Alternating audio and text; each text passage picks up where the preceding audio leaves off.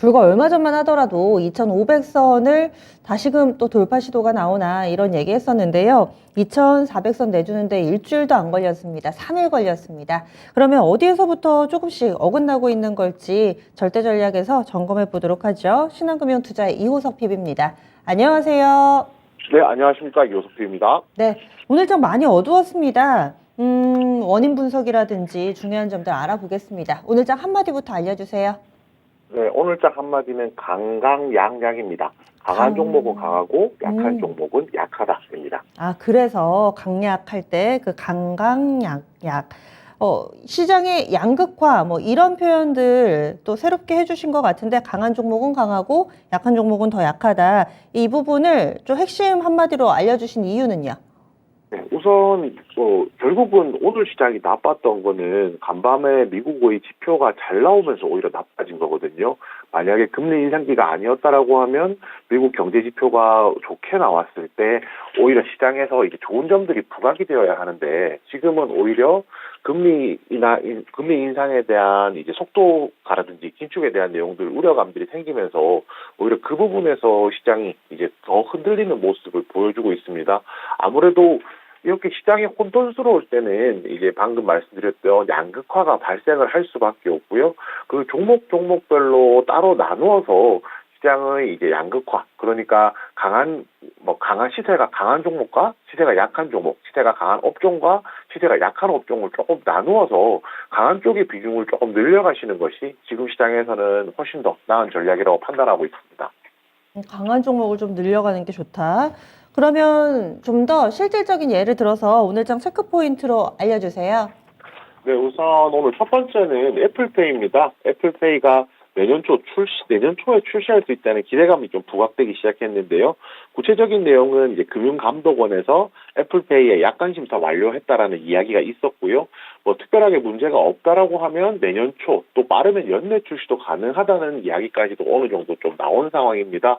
결국은 이제 정식 서비스가 된다라고 하면 시장에서 이제 뭐 관련해서 오늘 시세가 그동안 애플페이 때문에 시세가 나왔던 종목들이 뭐 이루온이라든지 뭐 한국정보통신, 나이스 정보통신이 있을 수 있을 거고요. 그 외에 이제 애플 공식 서비스 센터 운영하고 있는 뭐 위니아 에이드라든지 뭐 최대 주주인 위니아 같은 종목들은 오늘 거의 20% 이상, 위니아 같은 경우에 상한가까지도 이제 도달하는 모습 보여주었거든요.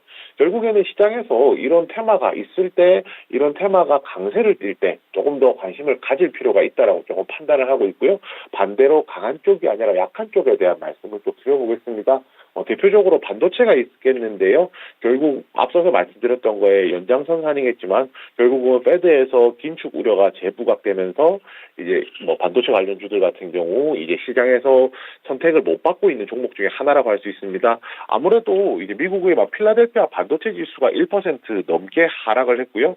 뭐 필라델피아 반도체 지수와 결국에 우리나라 삼성전자, SK 하이닉스가 연동된다는 부분 생각해 본다라고 하면 결국에 메리트가 없었다라고 말씀을 드릴 수가 있을 것 같습니다.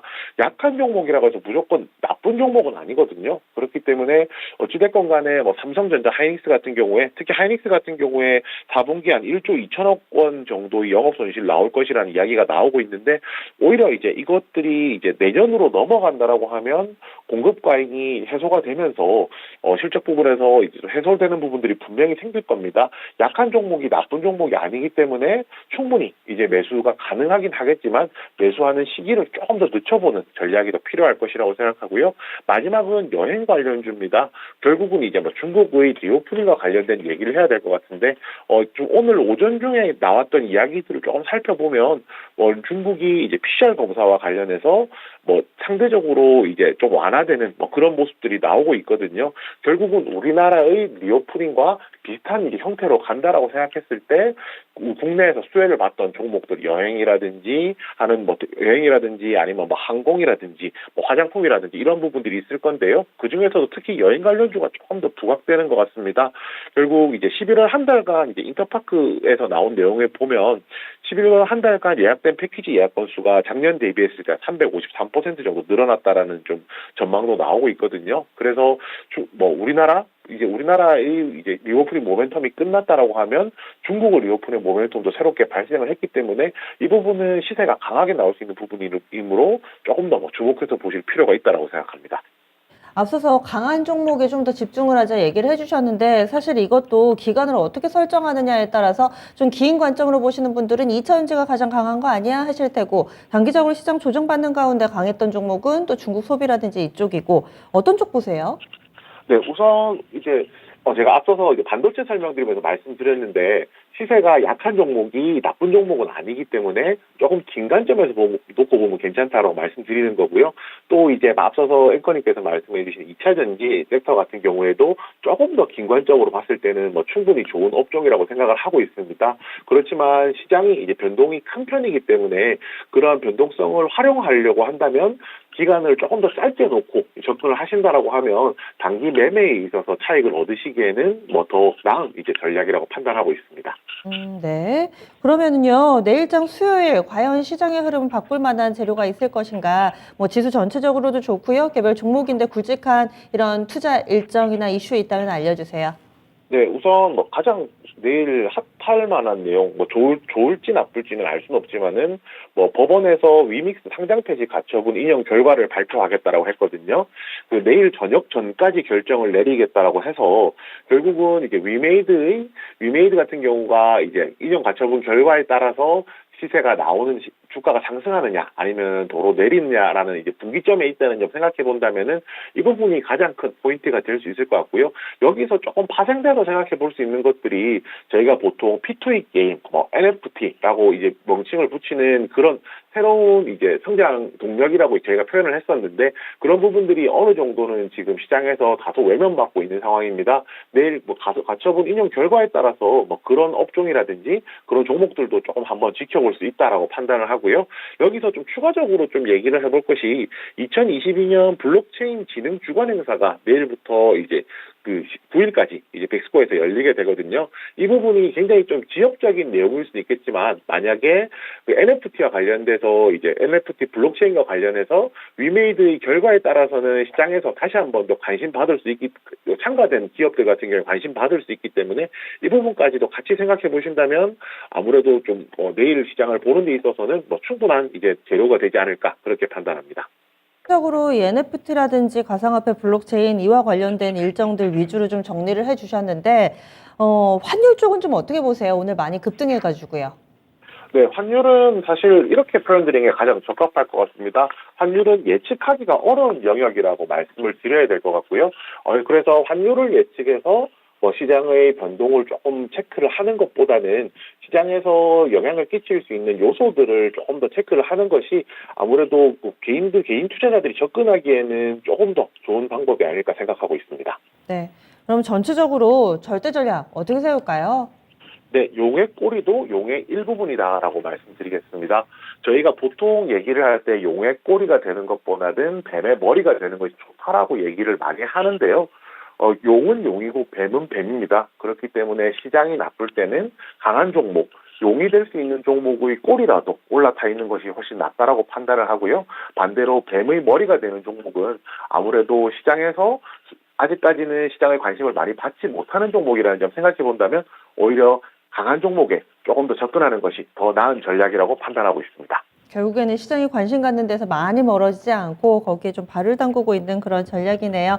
지수는 좀 어떻게 보세요? 지금 2400선 이탈 나왔는데요. 네, 우선 지수는 이제 반등 탄력이 좀 둔화되는 시점이라고 판단을 하고 있습니다. 결국 반등 탄력이 둔화된다는 것은 여기서 추가적으로 상승하기보다는 오히려 이제 어느 정도 횡보하는 구간이 나올 것이라고 판단을 하고 있고요. 그렇다면 조금 더 생각해 볼 것이 뭐 이 부분에서 상대적으로 덜 올랐던 종목에 대해서는 관심을 가져봐도 될 것 같거든요. 저는 아까 오늘 제가 뭐 블록체인이라든지 이 부분을 많이 말씀드렸던 이유 중에 한 가지가 성장주가 이제 반등 국면에서는 이번 반등 국면에서는 상대적으로 좀 덜 올랐던 부분들이 있습니다. 그렇기 때문에 상대적으로 덜 올랐던 종목들 중심으로 한번 체크를 해보신다라고 하면 또 새로운 투자 아이디어 얻으실 수 있을 거라고 생각합니다. 예, 알겠습니다. 오늘 말씀 고맙습니다. 네, 감사합니다. 네, 신한투자증권의 이호석 PB 이야기 들어봤습니다. 시장이 좀 밀려 내려가고 있는데 이럴 때 여기도 보고 저기도 보고 이렇게 어수선하게 가져갈 것이 아니라 강한 종목군들 좀 집중해서 전략 세워보자 이런 이야기 나왔습니다. 그리고 2차전지 반도체 여전히 관심 많으시죠? 지금 시장 대비 약한 움직임을 나타내고 있는데 신규 매수는 관심은 저버리지 마시고 신규 매수는 조금 시기를 늦추자 이렇게 코멘트 나왔습니다. 거기에다가 내일 이벤트로는 위믹스 상패 결정 법원에서 과연 어떤 쪽에 손을 들어줄지 플러스 알파로 블록체인 관련된 행사 알아봤습니다. 이렇게 해서 절대 전략까지 저희 준비한 내용 모두 전해드렸습니다. 아직도 어떻게 해야 될지 모르겠다. 내 종목만 유난히 더 약하다 하시면은 진짜 쉬운 진단 시간에 노크해 주세요. 여러 가지 루트를 통해서 여러분들의 소리에 귀 기울이고 있습니다. 이 시간에 종목 상담 해드리니까 마음껏 활용해 보세요. 지금까지 다양한 투자 판단에 대한 도움 말씀드렸습니다. 종목의 상승 하락을 보장하지는 않습니다. 오늘 정말 피곤하셨죠? 남은 오후 시간 좀 편안하게 보내시고요. 에너지 충전하셔서 내일 아침 밝은 모습으로 찾아뵙도록 하겠습니다. 함께해 주신 여러분 고맙습니다.